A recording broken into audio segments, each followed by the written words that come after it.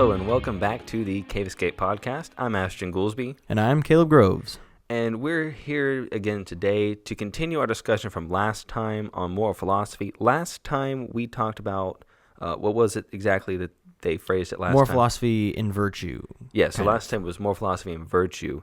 This time we're kind of continuing that a little bit, but looking more at moral philosophy and how it plays out in community, which is something that I feel like sometimes neglect, is the getting your morality from the culture you're in. You need to have a culture that's building you up right toward morality. You can't just do it by yourself. Mm-hmm. Yeah, and they talked about the community being that which builds up the habits and practices in you that can basically kind of make up moral philosophy. They even opened this section. I thought this was a great synthesis at the beginning. Mm-hmm.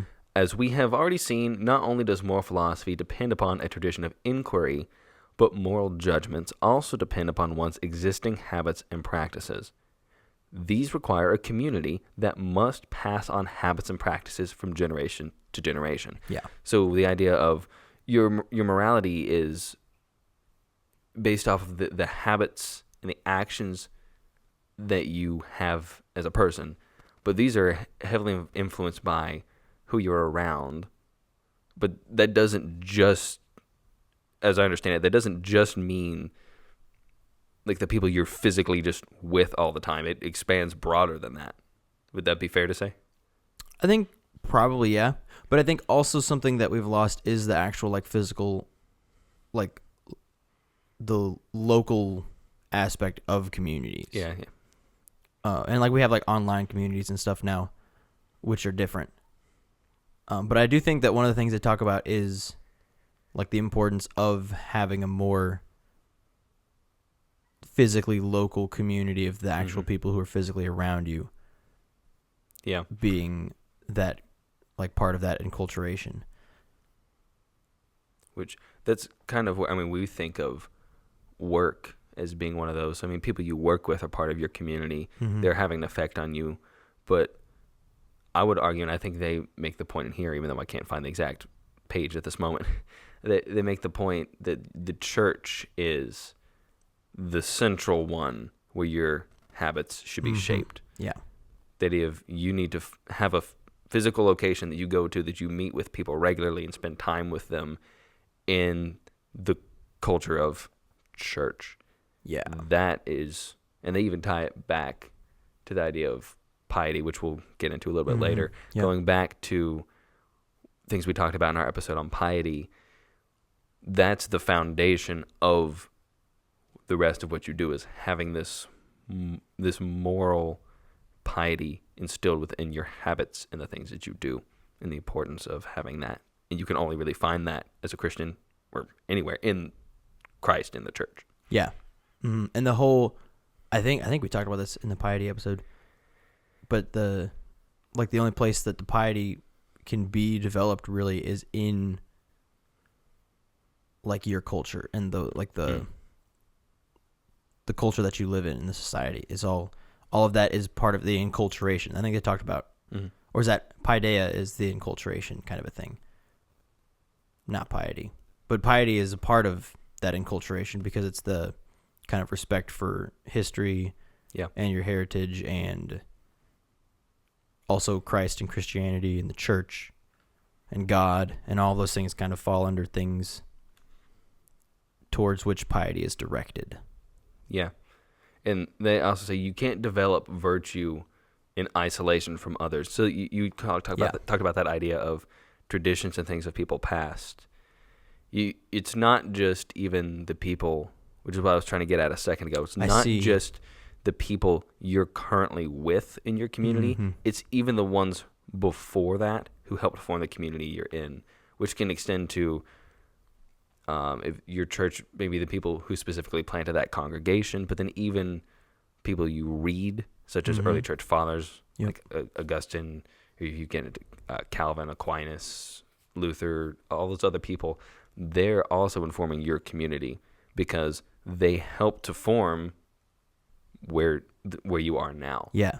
So learning from the people you're currently with, but also I feel like as a culture now, we have this heightened sense of the now, and especially things like youth culture, focusing on the things now are relevant. Those old things, they don't matter as much anymore, but they influence where we even are now. Mm-hmm. Yeah, and even like what you said with the youth culture, there are some things that are like that become irrelevant, and that's old, and now that's just like not a thing that needs to be worried about anymore because now this thing is new, and here's the new relevant thing. But I think then that gets like improperly applied to other things that are old. And so then it just becomes, it's old, so it's irrelevant, which is incorrect. Yeah, that happens quite often. Yeah. I felt like they really tied back. You said we're talking about the use of gifts. You can use them one of two ways. You can use your gifts to build community with God, which is what we were designed to do. I mean, in the garden, you have, it says, God walked in the garden in the cool of the day, implying he walked in the garden with Adam. So there was a community built there. So we can use our gifts and talents for that, or we can also use them for ourselves, which is not what we're created to do, which I felt like went back to something back, I think it was the second episode we did with Mr. Wilbur, where he talks about the idea of using the things that you have wisely, and that you have these gifts to share with others, which we're talking about gifts a little bit differently here, I guess. But saying you each have different skills and things, and you're supposed to use them for others. Yeah. And recognize when they have things that you need. But that also is a way of building community with God, because we're sharing with our brothers and sisters what we have, what we've been given by God, and hopefully we're using them to build things up for His glory. Right, because I think kind of the way Mr. Wilbur phrases it is like gifts are like God using us to bless other people. Yeah. That may not be like verbatim how he phrases it, but I think that's kind of like what he means. Mm-hmm. And so then other people are receiving blessings from God through our gifts and through us. And so then that is kind of another way that you build the community with God, and like the community can be focused on God if that's how everybody understands how gifts work, and that's how the community is based. And they kind of, I think, like they talked about, like the baker selling bread and doing his job out of self-interest or love for his customers, and that difference there. And so if everybody's doing their business out of love for their customer through God, then that creates a community that is focused on God. Yeah. So that's really where they heavily start out. This section is talking about building up a community. Building up a community where God is at the center. And so you're surrounded by people who are building you up to pursue good and truth and beauty and virtue and piety first. And that is where more philosophy begins and is most influential. But also keeping in mind as well, that's where you're fed, but also people rely on you to be there as well. Yeah. So there's the important aspect of, I get things here, but it's not just a take relationship. It's a give and take. You receive, but you also have to contribute, which I would argue is why you should go out and find a church. Yeah. You need somewhere where you're fed, and don't just show up. I know Pastor Bradley used to say this all the time. He said, show up 15 minutes early to church, because he said you need to get there and you need to know people, but they need to know you, because it's a community you've built where, whether you realize it or not, people rely on you to be there, and you rely on them to be there as well, because there's things you get from them, there's things you supply to them, and you need them for morality, and I mean Christianity as well. You have to have that community to start with. Yeah, and that kind of goes back to their discussion of self-love and how that's, or self-love and kind of self-interest, like I was saying before, and how that's like the primary motivator, or it's seen as the primary motivator in today's society and culture. Yeah. And they said, for Augustine, self-love has no place in the city of God. Self-love is another phrase for disordered love, putting the love of self, which could in principle be proper when ordered rightly, ahead of love of God. And so that's, like I said, the primary motivator is self-interest, and everyone's doing what's best for them. Yep. And so if you're running a business, you're going to do what's best for you and your business, and you don't really care about your customers or the people in your community that you're providing a service to. I feel like part of that goes back to what we talked about last time with Freudian psychology, because reading, when we had to read some of his stuff, and I went back and looked at some of it again. I don't remember why recently, but him talking about the idea of everyone does things out of animal instinct and self-interest and selfishness. Mm-hmm. And that's what motivates the world. I feel like that's changed some of the way we deal with each other. But I feel like also another thing is I feel like we equivocate. Well, I guess equivocate may not be the slight thing. I feel like we talk about self-love and we don't fully understand what we mean when we say, because there is a sense in which I feel like we should love ourselves. Because, I mean, you have the commandment, do unto others as you would have them do unto you. Love your neighbor as yourself. There is an underlying assumption, I feel like, in that you do love yourself. Yeah. But the command is then to love your neighbor as you love yourself. Mm-hmm. But we so often now focus on, well, I love myself first, and I'm only looking out for number one. And we kind of have lost sight of the love your neighbor as well. Yeah, I think that's I should love myself. Right. And the other guy, well, he can come along too as long as he doesn't hurt me. Mm-hmm. Yeah, I think that's why they make the point, self-love, which could in principle be proper when ordered rightly. Mm-hmm. And they're putting that love ahead of the love of God, which is not ordered properly. Yeah, which goes back to Augustine again. Yes, yeah. It's like we were saying, I think it was last time, I may have been talking to somebody else, but the idea of, I think it was Augustine talks about the idea of you should love your wife and children and God, but the problem comes when you love them in that order, or any other order where God is not at the top. It should be God above everything else, and then your wife above everything else, and then your children, and then you can start ordering things after that. But the problem so often in our lives, which was something in the class we were having at church a couple weeks ago, was pointed out, was we all know God should be the first thing that we love. Mm-hmm. Yet how many of us actually live that out? Because we were asked, he said, we all know the answer. What actually is the thing you love most? And people started throwing out things like, well, I love money or popularity. Because once you're honest with yourself, you realize, well, I love myself more than God. And that's the self-love that's the problem, is right. Loving myself first. It's not that you're not supposed to love yourself. Right. But when a lot of times when our culture, when TikTok people say, I'm practicing self-love, I'm putting myself first is what they're really meaning. Right. So love yourself, yes, but in your proper place. Yeah.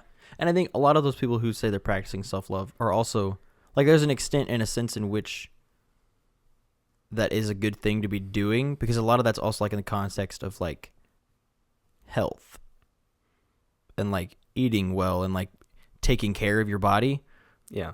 But it is, so like, to as far as that, I think it's a good thing, but because of like the greater philosophy that's the context for that is that they're loving themselves first, and that's the first thing. And so there are like good things, and you can say, no, that's actually a good thing to be doing. Mm-hmm. But really it's actually not, because of the motivation and the actual thought process behind it and the order of your loves. Yeah, I'm thinking more of like, because you pointed out like there's health reasons, like make sure you're eating healthy, make sure you're getting enough sleep, make sure that you're not overfilling your schedule. Those kind of things, yeah, those are important. But you see way too often in our culture, I would argue, people who just say, because we used to have people when I was working fast food that would say, I'm not coming in today because I'm needing to love myself and take a mental health day. What they meant by that was, I don't feel like coming in today, and so I'm skirting my responsibilities. And it was something like this person would just do this on a consistent basis. Right. And I'm like, if you are skirting your responsibilities, you're not loving your neighbor as you love yourself. Right. By telling me 5 minutes into your shift, hey, I'm not coming today because I essentially just don't feel like it. Mm-hmm. The problem there, which I feel like sometimes is hard for us to get down out of frustration, is you're loving yourself improperly. Yeah. If you need those things, then find a way to do it, but be considerate of the ones that you're also living in community with at your work. Mm-hmm. If you need to remove yourself from the situation, remove yourself through the proper channels, but don't just dump it on somebody else and make it their problem now. Right. And I feel like that's too often what we mean by self-love. Yeah. It's, well, I'm putting my needs above yours. Mm-hmm.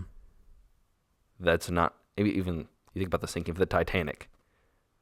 The policy was women and children first. Well, they didn't follow it, but the understood assumption was put the other people on the boat before yourself. And that was just kind of the assumed thing for a long time. Yeah. But we've now, especially I would think since like the 60s and sexual revolution, whatever else went on in there, my needs and my desires supersede yours. Yeah, and that's, I think, contributed to the breakdown of the community and like the Christian community specifically, and being that now like businesses are just trying to make more money. And so they just try and get bigger and bigger, and then they blow up, and then you have like these huge chains, and they're no longer like local businesses that are dealing with like their individual communities. They're a part of a chain. And so then, because the difference between chains and local businesses is that a local business can have a relationship with the people that are actually in its physical location. Bring back the mom and pop shops. Yeah. And so when you're able to actually be a part of your community, and you shift your mindset from, I got to do what's best for me, which for a lot of people can mean making more money, which is also like an additional incorrect view. Which they actually they critique that in here. Yeah. But when you do that, then you're able to actually use, like we were saying, use your gifts for your community, and you're able to help your community and then build that more real, actual beneficial community rather than this chain, which is run by this dude who's like on the other side of the country, and you just have to do whatever the policies are, and you don't actually like care about the specific community because it's all about, let's make our chain bigger. Well, then they do also make the point with that. They said that too often is the goal. The goal should be, like you said, to look out for your customer, get them the best product that you can, engage with them, build a community in the area you're located. But he also says those things should come as an indicator of how well you're doing. If you are doing your job well, you're probably going to be successful on the business end of it. Yes. Because people are going to want to come, and they're going to want to spend money and do business with you more because they go, that's a reputable person. That person actually cares about me and what I do, which is something like with back in the summer, my car got destroyed. I got hit and literally flipped over on its lid and slid. Crazy ordeal. But I had an easier time dealing with my insurance guy who was local. So we went to him, we talked to him, versus her insurance lady that hit me was this chain somewhere in Texas. I could never talk to the same person. They didn't care about my problem. They were like, well, I get off in 30 minutes. I can't really help you out right now. Yeah. And so it was very much that. But this guy it wasn't even something that should have concerned him, but he helped me out way more than they did. And so I actually ended up having to do their work for them because they just didn't care. Right. But I had a guy close to me who did care. My dad said, that's why I never really want to leave this guy. Yeah. Because he's here. I know where he is. He's nice. We can call him up. He's very helpful. But any chain is not going to do that because they don't care. Their shift is 8 to 4. Yeah. Once 4 hits, they're done, and some other guy's going to come take it over. And he doesn't care either. He gets off at 10. So, again, that idea of just building community with where you are. And then the other things will probably follow from it. But don't make the money your primary goal. Yeah. Just something we know, and we just do it because we're sinful, confused people. Yeah, because really making money your primary goal is making yourself your primary goal. Oh, yeah, I didn't even think about that, but yeah. Yeah. We should probably talk about the separation of church and state, because they made a huge deal of that in this one. They talked very extensively about it.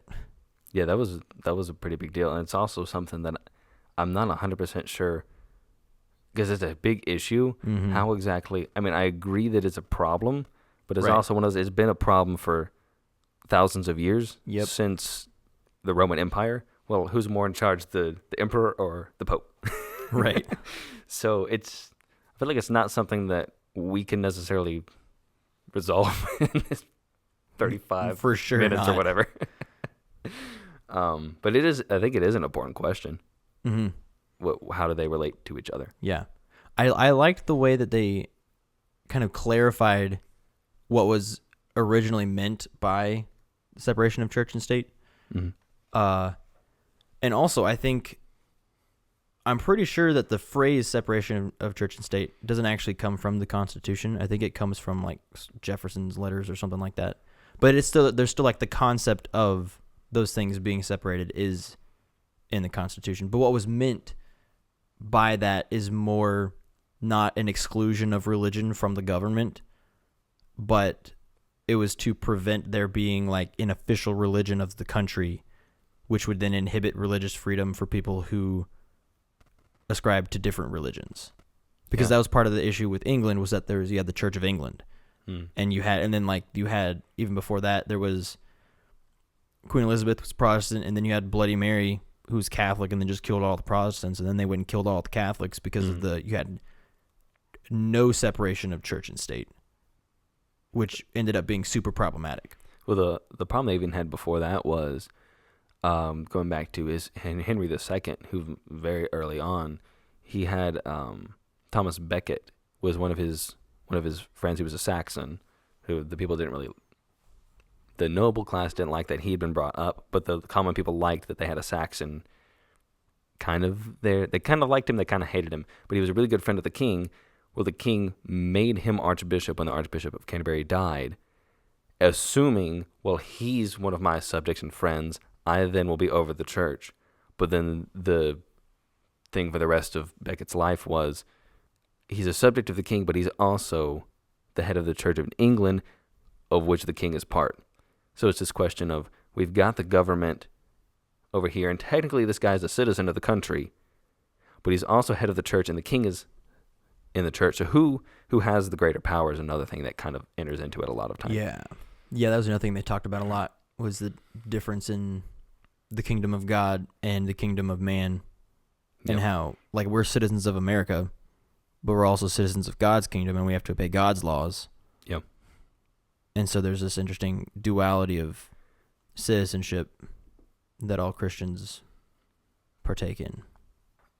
They kind of point to that a little bit here when they say, in this way, the constitutional principle of the separation of church and state, which was intended to secure religious freedom, going back to what you said, has become the means of secularizing the American mind, so that the churches have lost all control over the religious formation of the people. So he was saying, kind of like you said, in America specifically, we can talk about, the idea was what you said a minute ago. We're founded on Christian principles, but we're not going to pick, is it Methodist, is it Baptist, Protestant, Anglican, Catholic. We're just going to say we're Christian. We're founded upon these basic principles, but we're not going to pick one explicitly, and we're not going to judge theology ourselves. Well, I also think it wasn't even like the government was based on Christian principles, but it wasn't like Christianity is the religion of the government either. Yeah. Like it was like they talked about the like religiously neutral state, and that being different than an entirely secular state. Yeah, but even back in Revolutionary War times, each state pretty much had its own set religion. So certain of the colonies were saying, this colony is an Anglican one, this one is a Roman Catholic one, this is a Baptist one. So it was more of their way of saying, we're not going to pick somebody's side in this argument. Keep doing on your state level what you're doing. We're just going to kind of sit back.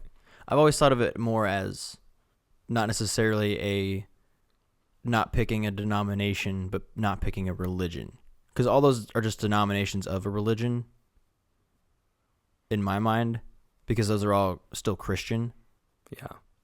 But even if you think about, I had somebody ask me the other day what religion somebody else was, and by that they meant, from the context we knew this person, we obviously knew they were Christian, but the question was more of what is their background? Are they Presbyterian? Are they more Baptist? Where do they fall on the spectrum? So we even use it that way today. It's just got to be a little bit more dated in our way of thinking, I guess. Okay, I've just never heard it used like that.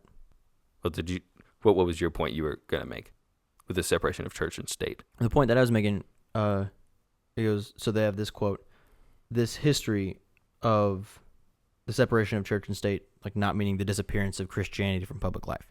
But the history of this reflects Taylor's affirmation of a notion of secularity that manages the religious and metaphysical philosophical diversity of views, including non- and anti-religious views, fairly and democratically.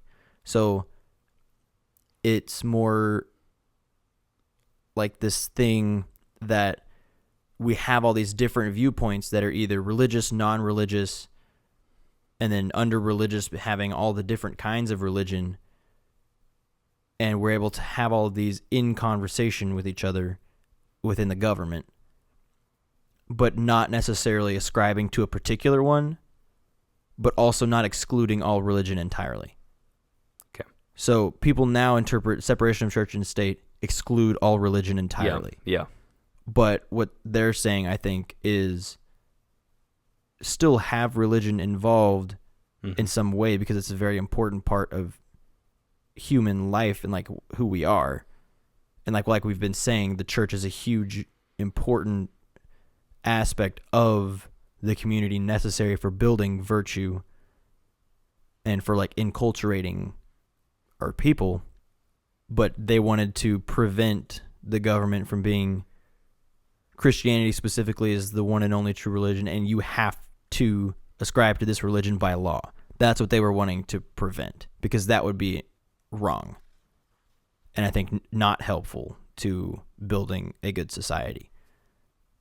But also I would think, what other religions were there at the time that were prevalent here? Right. That's a good question that I was just thinking about as you were saying that. I hadn't really thought about that before. But either way, their point in the book here was whatever was originally meant by it, we've taken it now to an extreme that is not helpful.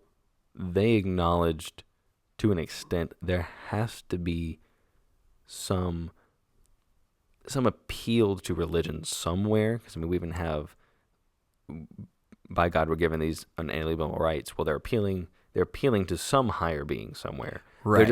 They're not explicitly stating specifics on what that is necessarily in a government context, but we've taken it now, like you were saying, to the extreme of religion has nothing to do with any of this. And so we've lost the formation of the church over the community, which kind of goes into the idea, which they kind of talk about later, of we look at religious information kind of as less rational. We almost appeal to, and I even know Christians that do this, look at the science and look at what the government's putting out, and they try to make the Bible then kind of fit with it. Yeah. Versus the Bible, first and foremost, should be informing our thoughts and opinions on things, and we reason through what we were given from other people from a biblical perspective, not the other way around. Right. Which is still, even to me, that just feels really tricky. And there's like some like cognitive dissonance in my head when we talk about religiously informed thoughts being as rational as like regular rationality as we normally think of it. But then like they made the very good point that kind of helped clarify that a little bit for me, where they talked about there's like the rationality that's like mathematical rationality. And so like science and all of that, and that's kind of all that's born out of the Enlightenment. And that being the the standard by which we judge whether or not something is true or real. But then you have all these other things that don't really fall into the category of science and math, like how are humans supposed to interact with each other, and what are basic human rights that every living being possesses, and where do they get that right? Yeah. And those aren't things that you can answer through just pure math and science. And so, and for thousands of years, we've just gotten those truths from the Bible. Yeah. And Christianity and our knowledge of God is where we get the answers to those questions. And so if you entirely just say, well, religiously informed thought is not actually very rational, then we don't have any way in which to actually answer those questions really at all, I think, but definitely not answer them well. But it still feels weird to me to say that it is rational because it feels more like a faith thing. Mm-hmm. And faith, I think, is also probably more rational than we say it is. And so this is just kind of me struggling with, I was raised in this kind of a culture, and this is how my mind has been trained to work and think about things. And I am realizing that that's how I think about it. And I don't believe that that's accurate anymore. But it's so like ingrained in how my brain operates and processes things that it's very weird to try and think about. Yeah, I guess that is true. I mean, it is a complicated thing to think about anyway. There's a lot of moving parts in it, and it's something it's something that for literally thousands of years has been a point of contention from the Roman Empire back to Middle Ages specifically. I'll note it in England. You can see it all the way even before Henry VIII took over the Church of England, and then probably a little bit worse after he did. Well, then there's a question of if he's the head of the church and the state, then how on earth is he supposed to do both at once? Why does he have the authority? It is a confusing issue, but the underlying point being that of the church has to inform our morality.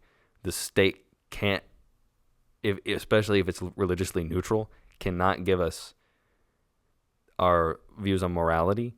We need the church for that, and I feel like that's a place where the church is lacking. I mean, they point out when Henry VIII took over the Church of England and they became Protestant, you had these monasteries that were fulfilling so many tasks for the community, going back to community again. The monasteries were in charge of education. They were in charge of alms for the poor. Hospitals were often located in monasteries. Mm-hmm. They provided food for everybody. Yeah.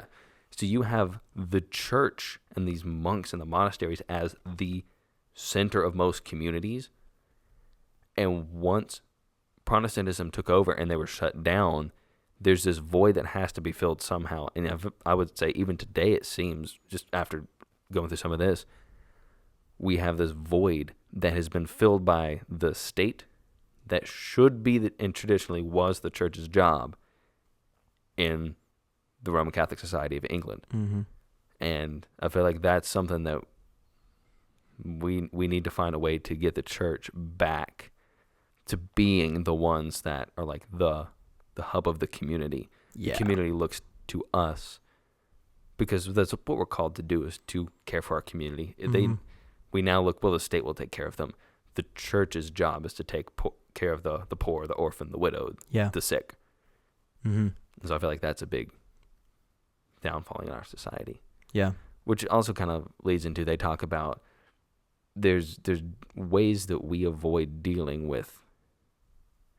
Like we don't want to do those things because they're hard, but then once we fall into the sins, there's excuses almost that we kind of use to get out of dealing with the fact that we're even doing something we shouldn't be doing. Mm-hmm.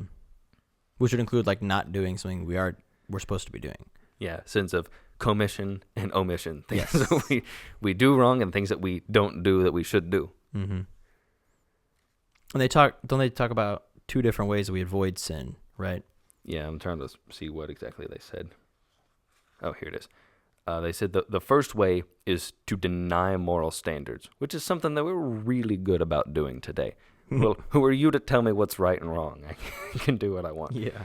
And then the second way they said is that it's prevalent among Christians specifically today, and Christ warned us that this was going to happen.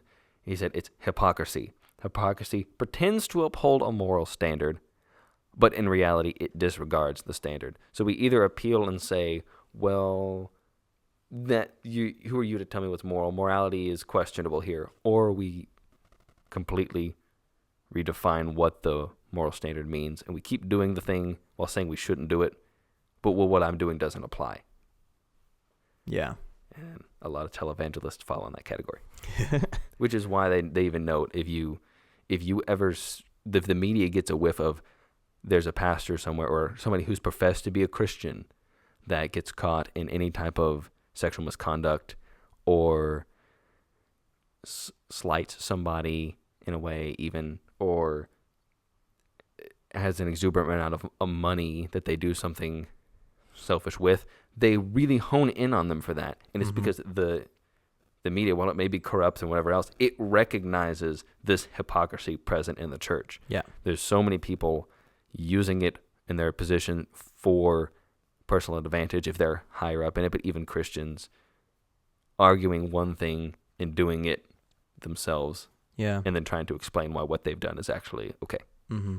And the sad thing is that ends up kind of being a point for the people who argue that the basic human motivation is self-interest, because they just point and say, see, they're just acting out of self-interest. And the difference is Christians just deny that that's what they're doing. Mm-hmm. And that they deny that that's what the basic motivation is. And they say, no, that's wrong, so we're not going to do that. But then they still go and do it. So see? And so I do also think that there is a sense in which our flawed, sinful tendency is toward the self-interest. Oh, for which sure. Which is where the hypocrisy comes in, is we are fallen, sinful creatures who want to put ourselves above God, but we're preaching that that's wrong, which they also go on to point out. They said the struggle with sin is real. It's a real thing.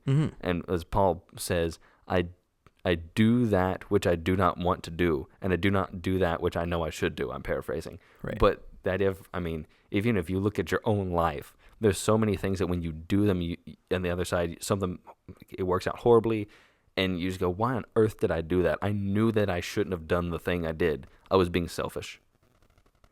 And so that's just everywhere in what we do. But the difference to the culture is, because we preach this message, when we get caught doing it, it is hypocrisy. And it looks poor in the church, but we're all guilty of it. Yeah. And I wondered, is that something maybe we just don't acknowledge enough our own sin? Maybe? Is that a shortcoming on our part, I wonder? This is just a thought that hit me. Is what a shortcoming? Do we preach too much of this is wrong, this is wrong, this is wrong? And I guess, is it more of when we get caught trying to cover it up? It's the difference of getting caught in a sin because you've been trying to cover it up, or sinning and then going, yep, I messed up. Oh, yeah, I see. Confessing. Which is that something I feel like they talked about in here a little bit? I don't really remember them talking about that, but I've definitely, I see that. Because if you have, a pastor who's been embezzling money or whatever, I don't know if that's the correct word for church context, but essentially stealing money from the church, and he's been doing that secretly, and then it's uncovered, and then there's this big scandal, then that's a lot different than a pastor maybe having an inappropriate relationship with a woman. That's not necessarily if he's actually committing adultery, then he's already covering it up. But I think Matt Chandler, had this happen to him where he wasn't, he didn't do anything wrong, but it was kind of the board at his church was a little bit sketch about his relationship with this person. He was like, I'm stepping down for a time, and I'm adjusting this thing, and I'm repenting of this. I didn't want to allow this to go any further or cause any problems. And I see how this could be a problem. I'm stepping down for a little bit. And so and that's a lot different, and I think communicates a very different thing to the culture than somebody who's caught covering it up. Yeah, I definitely think it does. Because that's even something as part of our liturgy at the church I attend is we have a confession of sin at the beginning, and our pastor always begins with, we'll see if I can remember exactly what the words are, but he basically says, if we say we have no sin, we deceive ourselves and the truth is not in us. But if we confess our sins, he is faithful and he's faithful to forgive. Faithful and just. Yes, faithful and just to forgive our sins. I don't remember what passage that's from. But the concept of if you say that you don't have sin, and Proverbs deals with this, you look like a fool. Mm-hmm. Because you are one. Right. But we as Christians, what part of what Christ brought us through salvation is, in his death and resurrection, is we can say that we are sinners and still rejoice. Yeah, I did that thing, but I don't have to wallow in the sin anymore because I'm forgiven of it. Mm-hmm. Now, I mean, also go and sin no more. Right. Don't keep committing the same sins over and over that grace may cover them, but we have we can rejoice because Christ has paid it all and we're forgiven ultimately. Yeah. And they bookended it very well, beginning and ending of the key to helping our society recover from some of the troubles that we're experiencing in it is a recovery of Christian moral philosophy, to have this moral piety underlining. And it needs to begin with educating children. We need to be raising children in this, to know and love what's good, true, and beautiful, and to recognize sin in their own lives and how to deal with it, but also what things they ought to pursue instead, and gear them that way. Yeah. So that kind of brings us to the end of this chapter, and our conclusion of moral philosophy. Mm-hmm. Next time we'll be going more into divine philosophy, which is also metaphysics. Yes, metaphysics. So divine philosophy, metaphysics, which is the final stage of philosophy as they've outlined it here. It's the third one, kind of the culmination. So as always, we'll have a synopsis up on the blog. Please leave us questions if you have anything. We appreciate all the feedback we can get. Yes. But until next week, thank you for listening. Take care.